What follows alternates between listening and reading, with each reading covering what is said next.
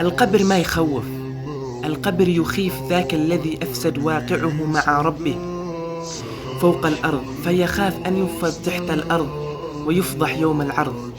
أما أنت أيها المؤمن والمؤمنة فأول منازل الجنان لك، إن القبر يشتاق فيضمك، ثم ينفرج بعد ذلك ويقول لك نم نوم العروس، لأنك تصيح بأعلى صوت ربي أقم الساعة. اللهم نور على أهل القبور من المسلمين قبورهم، واملأها نورا وسرورا، ويمن كتابهم ويسر حسابهم يا رب العالمين.